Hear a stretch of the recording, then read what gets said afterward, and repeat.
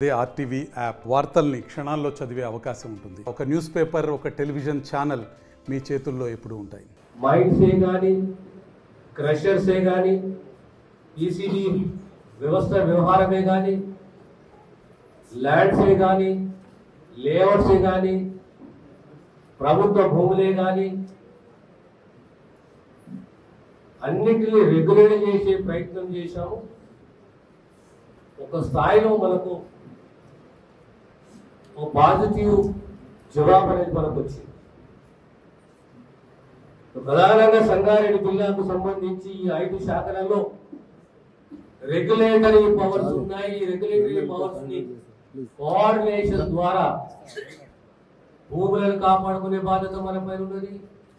ECB వ్యవహారం correct నడవాలి, ఆ బాధ్యత మన పైన ఉన్నది. ఇల్లీగల్ మైనింగ్ ని ఆపే బాధ్యత మన పైన ఉన్నది. ఇల్లీగల్ ట్రాన్స్పోర్టేషన్ అంటే ట్రాన్స్పోర్ట్ అథారిటీస్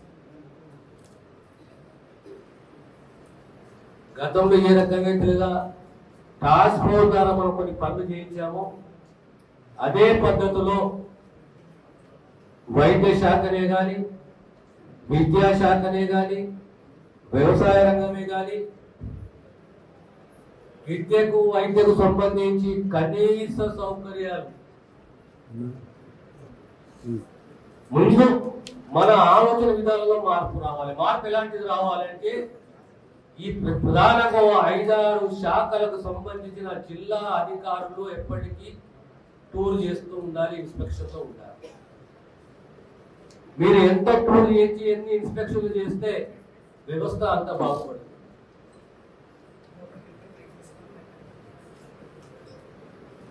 మీరు విద్యాశాఖను తీసుకోండి, వైద్య శాఖను తీసుకోండి, కనీసం వారానికి ఒక్కసారి 2 సార్లు ఆ రెస్పెక్టివ్ హాస్పిటల్స్ కానీ, ప్రైమరీ హెల్త్ సెంటర్స్ కానీ, లేదా స్కూల్సే కానీ,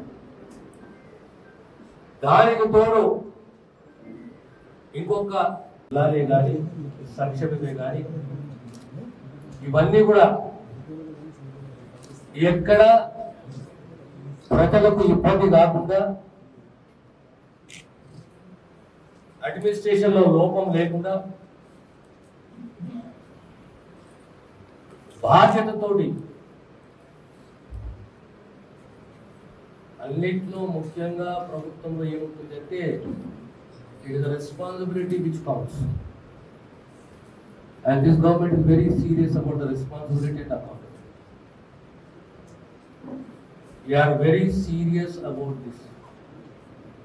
అయిపోతలే సమీక్ష సమావేశం తర్వాత మనం చూద్దాంలే అనే భావన కాకుండా, ఆ ఆలోచన రాకుండా మనం ఈరోజు సమీక్షించుకునేది, మినిట్స్ రాసుకున్నా, ప్రతి నెల ఒక సమీక్ష ఉంటుంది. కనీసం 2 నెలలకైనా ఒక సమీక్ష పెట్టుకొని మనం తీసుకున్న నిర్ణయాల మినిట్స్ ద్వారా దానికి జవాబుదారీతనం అనేది మేము ఎక్స్పెక్ట్ చేస్తాం. రెండవది, 3-4 శాఖలలో ఆ శాఖలకు రెగ్యులేటరీ పవర్స్ ఉన్నాయి. ఆ రెగ్యులేటరీ పవర్స్ ఎంతవరకు మనము ఇంప్లిమెంట్ చేస్తున్నాం అనేది చాలా ముఖ్యమైనది. అందులో సంగారెడ్డి జిల్లా అంటే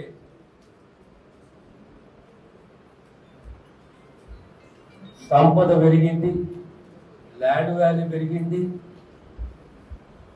ఫార్మసీకి హబ్ అయిపోయింది.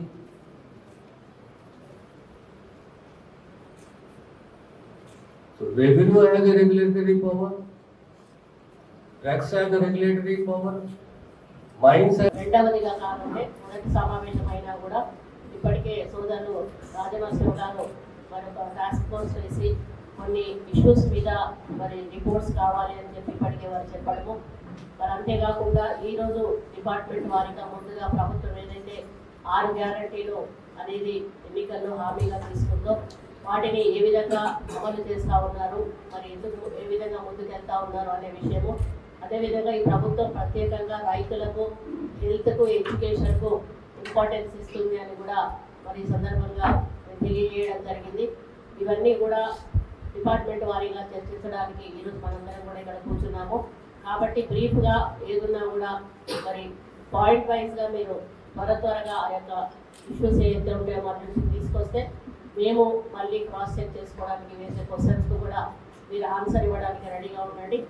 ఒకటి మాత్రం ఏం చెప్తా ఉన్నాను అంటే, ఏదో మేము అడిగాం కదా అని ఏదో ఒక ఆన్సర్ చెప్పి వదిలేయడం కాదు.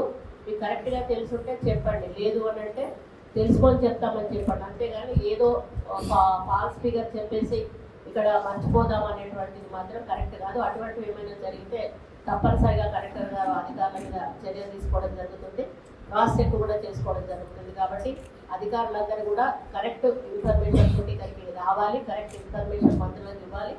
ఏదున్నా కూడా మళ్ళీ మీరు డౌట్ ఏదైనా మీరు రేస్ చేసినప్పుడు కరెక్ట్ ఆన్సర్ చేయాల్సిన బాధ్యత మేము ఉందని తెలియజేసుకుంటూ, మరి ఏదైతే ఇప్పుడు మంత్రి గారు ముందుగా కోరారో కలెక్టర్ గారిని ఆ ఇష్యూస్ మీద రిపోర్ట్ అడగవలసిందిగా వారిని విజ్ఞప్తి చేస్తూ, వీలైనంత త్వరగా ఆన్సర్స్ చేయండి, టైం ఎక్కువగా ప్రొలాంగ్. హైదరాబాద్ సుచిత్ర సర్కిల్ కి ఒక విశేషం. మీ లలిత జ్యువెలరీ సుచిత్ర సర్కిల్ కి వచ్చేసింది. ఆగస్ట్ 18న బ్రహ్మాండమైన ప్రారంభోత్సవం. Lalitha jewellery, A block, green park avenue, Suchitra road. మీ లలిత జ్యువెలరీలో ధరలు చెక్ చేయండి. డబ్బులు చాలా చాలా ఆదా చేస్తారు. డబ్బులు ఎవరికి ఊరికే రావు.